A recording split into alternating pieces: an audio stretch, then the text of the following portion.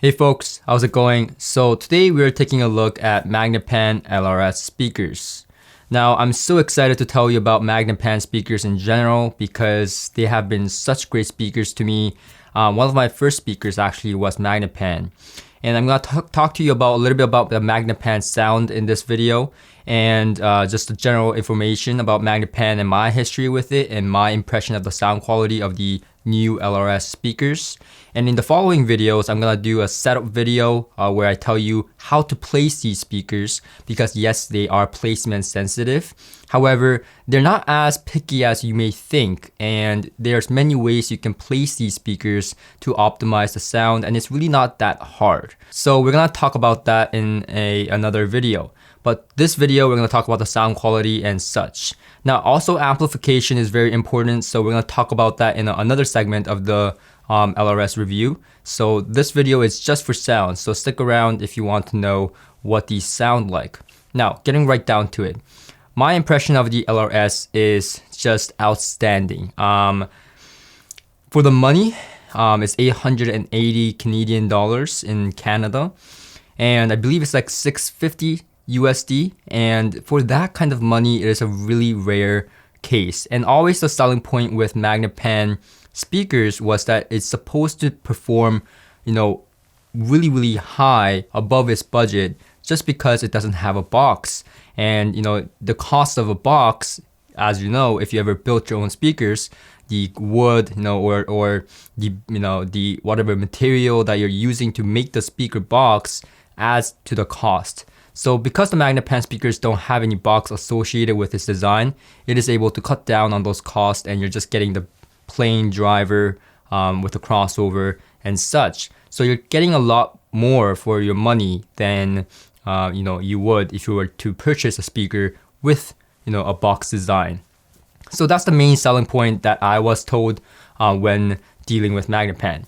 Now, Magnepan speakers have been really something special to me because when I first heard a speaker, it was the Magnepan 0.7s, not the 0.7i's, the new ones, but the 0.7s. Now, when I heard the 0.7s, it was a mind-breaking experience to me. And even though they were not really optimally set up, it was a mind-blowing experience to me. And the main reason was because it sounded so out of your head.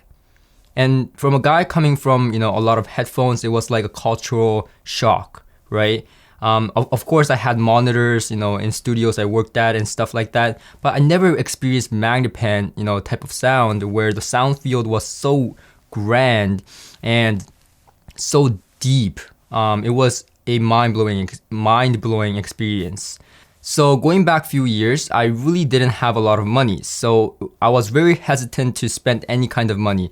And you know how it is. If you have only $200 or $500 or $1,000 and that's your, dead cut budget, you want the best out of that, $1,000 or whatever budget you have. So I was very careful to choose the best speakers for me. And I came across Magnepan and I bought it, right? And to me, that was a fantastic choice. I never looked back. I had the Magnepans. I was very, very happy. I was happy person. Now, what I didn't realize was that amplification mattered a lot with Magnepans. And this situation I had with the Magnepan, trying to drive it with low quality amplifiers, etc., low power amplifiers, etc., led me to a lot of research with Magnepan and how to set them up properly. I moved them a lot, to get the right kind of placement. I consulted Wendell from Magnepan and, a lot of the people that were very, very, skilled in the arts of placing Magnepans, if you so will. So that was like a very, interesting phase of my life where I was like a Magnepan fanboy.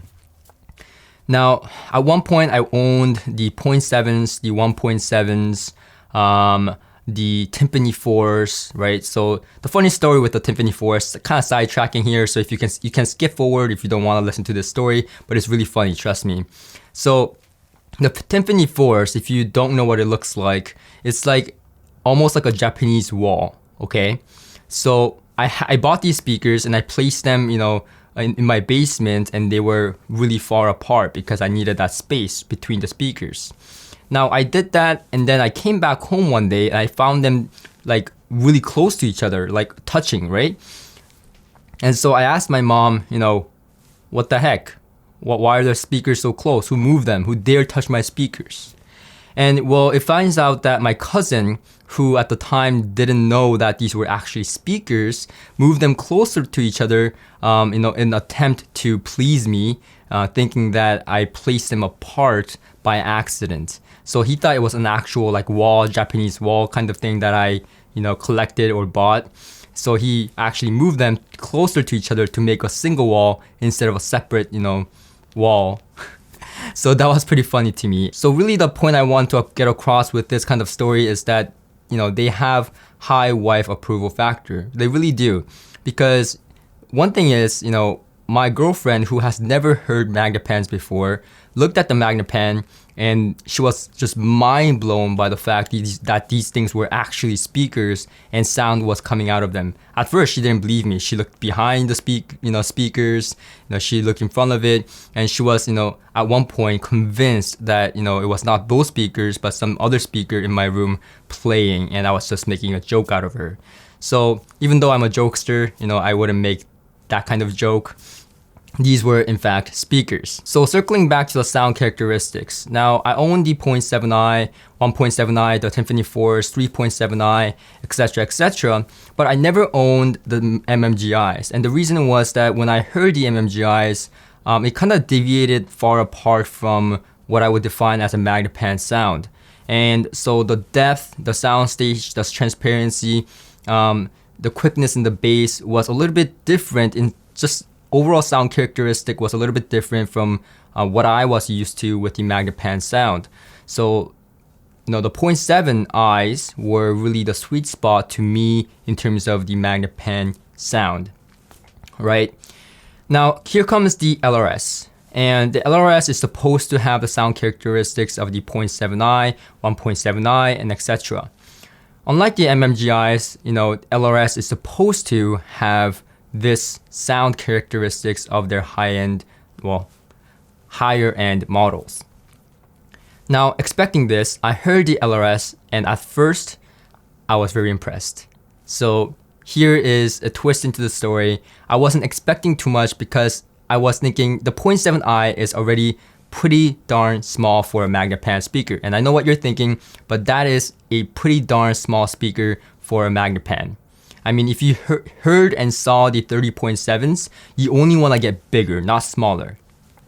So here comes LRS, which is a smaller panel than the 0.7i, and I really wasn't expecting much.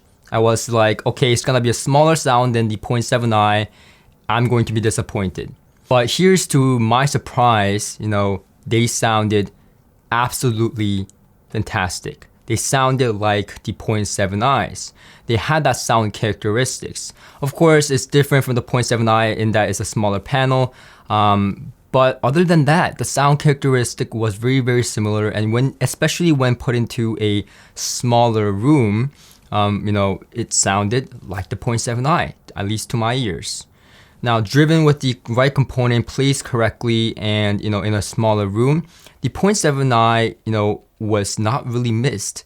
I'm just gonna say it right out. The LRS at the fraction of the price sounded really, really darn good. So let's get down to the nitty gritty of the sound quality. So let's start with the bass. Yes, it doesn't go down like below 60 Hertz or something like that. Don't quote me on that, but the basic is that it doesn't go down very low. Now, it doesn't go down very low in the sense that if you're used to full-size, speakers like Tectons, Wilson Audio, such whatever full-sized, KEF tower speakers, whatever it is, if you're used to that full-size, full-range, type of sound with a subwoofer even added to it, then you're not gonna get that kind of bottom frequency. However, what you're gonna get is a very tightly controlled sub bass.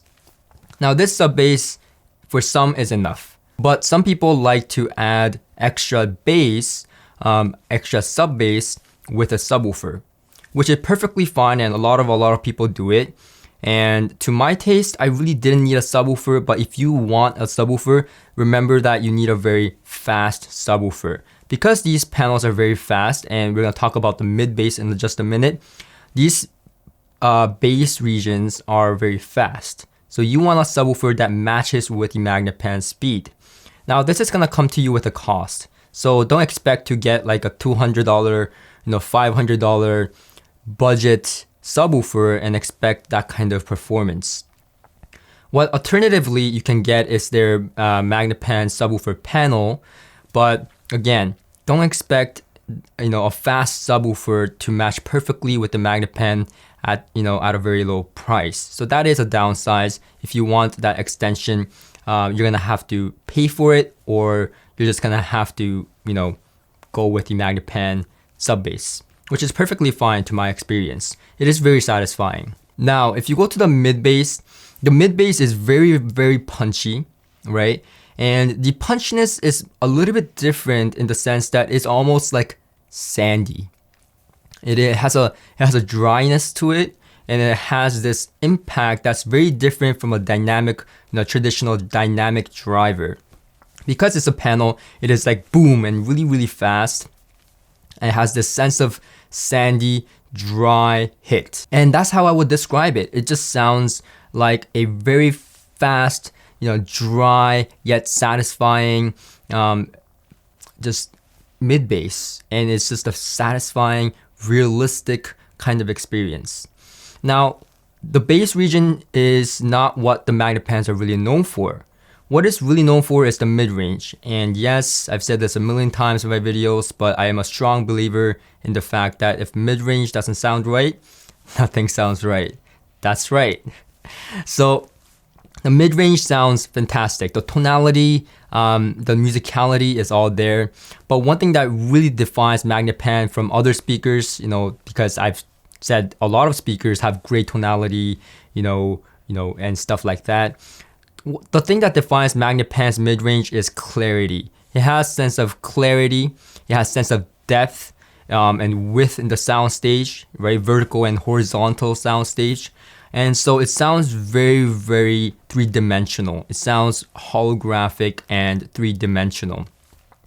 And if you really listen to traditional, speakers, box speakers versus a panel speaker like a Magnepan, what you will realize is that the depth and the depth in the sound stage just changes your experience of listening to your recordings.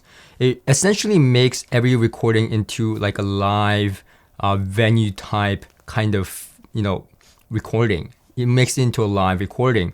So if you have a poorly recorded music, it does fare quite well. I wouldn't say, it makes it amazing, but it makes it really interesting. I would just put it at that. It makes it very interesting in the fact that it really takes you back.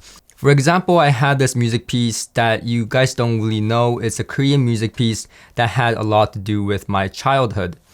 And so when I was listening to this piece, which actually, sucks ass in terms of recording quality, with the Magnepans, it sounded almost like I was there, back in time. It took me back in time.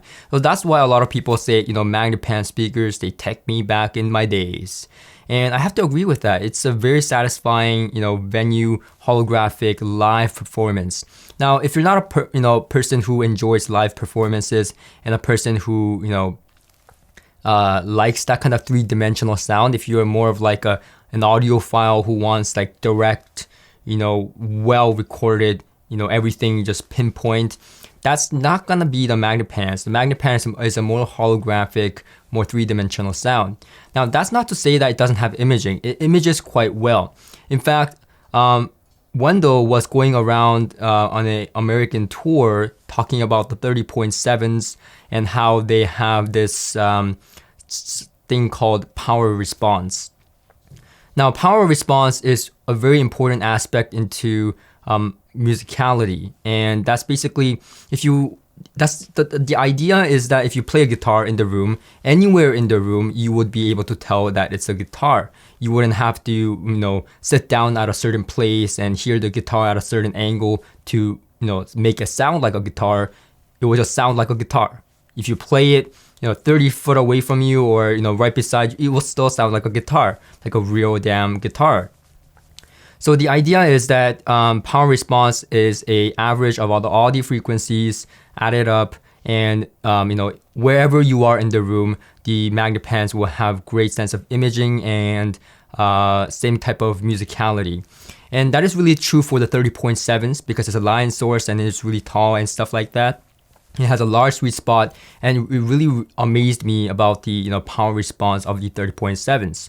Now, this is not entirely true for the LRS. The LRS is a smaller speaker, and once placed, if you move your head around, you are going to lose that kind of sense of imaging. So it doesn't have a great sense of power response like the 30.7s, but it does have a larger sweet spot if you put the tweeters on the outside, which I will talk about in the placement video in more detail about how to get certain things improved with the placement. But with that all aside, now moving on to female vocals, male vocals, instruments, tonality, and all things alike, it just sounds very natural, very real to my ears. Now, moving on to the high frequencies, it's very, very open sounding. Expected of a panel speaker, it sounds open, airy, and it's something of a quality that you won't get from a box speaker.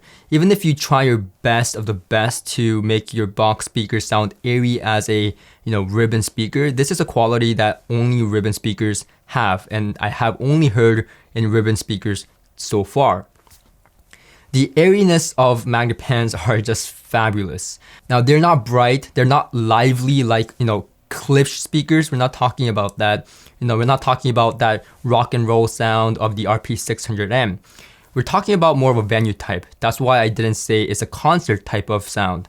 The Klipsch RP600M, and I'm saying this because I know you guys are gonna, think that I'm saying the magnepans are like a concert speaker. No. The magnepans are not a concert speaker. The RP600M is. The Klipsch RP600M is a concert speaker. The magnepan is a live venue type of speaker, like a well-recorded live sound. So it's a very different experience. It is not bright on the top end at all. It is, by far, I would say it's not bright sounding at all. But some may find it bright, even, it seems like even though I don't find a speaker bright, someone will, right? So Magnepan actually has these attenuators where you can attenuate the tweeter to negative 2 dB or something like that. Now I will talk about this attenuator more in detail in the setup video, in the placement video, because it has to do with the room. If your room has hard reflections, then you want to use that attenuator if it's bright to your ears because of your room. Now we'll get into that in the placement. That's why I'm making a whole another video about it, because it is a vital point to make into making these speakers sound the way they should. And I think it's just going to be a long video if I talk about that with all of this sound review. So this is the first portion. Stick around for the upcoming placement and amplification, because these two things are vital when it comes to magnepans in general. So even though the placement video is going to be like more of a general magnepan, right, setup video, because LRS, I'm going to use the LRS, but it's going to be applied for basically all the magnepans. And the amplification, I cannot stress this enough. Magnepans require certain type of amplification that I will get more into why, and my experience of amplifying magnepans, because I think I use a lot of amplifiers to make the magnepan sing. So I will share that experience with you in my magnepan amplification video. So if I want to add anything to this review, I just want to say that the Magnepan LRS is a fabulous deal. No box, but the performance is a very high-end performing speaker. It is a very interesting speaker, really one of a kind. It is an extremely, extremely awesome speaker. That's all I have to really say. Transparency, imaging, soundstage, depth. Just what can I say? For the money, it is incredible. Now, I know that this is getting a little bit long, but bear with me. This is for people who have owned quads. And I know people are going to be asking me, oh, what about quads? How does it compare? Well, quads don't compare, and I'm just gonna put it right at that. Quads are very recessed in terms of the vocal ranges. If you hear any kind of quad, there is no vocal sibilance, there is no s or ts, like none of it, and it's exaggerated into, it's de-exaggerated, so it's like, it's not realistic at all. So I know there's quads fans out there. Yes, quad is a great speaker. It is very easy to listen to. It sounds really, really good and stuff like that. But it's a different type of experience from magnepans. Magnepans are, to my experience, more transparent, especially the new LRS is very, very much more transparent. There is more bass, there's more, bite to the sound, and there is more quicker, mid-bass punch that is more dynamic in my experience. So yeah, that's all I really have to say. The separation, is all there. It's fantastic. Now I know another thing that people are gonna ask, how about Martin Logan's? They don't compare to Martin Logan's. Martin Logan is a electrostatic, speaker. They are more transparent than magnepans, but in terms of comparing, it's like apples to oranges. Martin Logan's are more transparent, but I would say doesn't have the smooth qualities of a magnepan. So if you have a Martin Logan speaker and you're thinking of, changing to something more smoother, then magnepan will do the job. I found that magnepans are more holographic and 3D and has, greater sense of depth. So that's just my personal experience comparing it to Martin Logan speakers. And I'm just saying this because I know people are going to ask that question. Now, last but not the least, people are going to probably ask me, how about the Klipsch RP600M? Again, Klipsch RP600M is a more lively speaker. It is like a concert experience, whereas a magnepan is more likely a live experience, right? Live venue type experience. So there you have it. Thank you for watching this video, and I'll see you guys in the next one.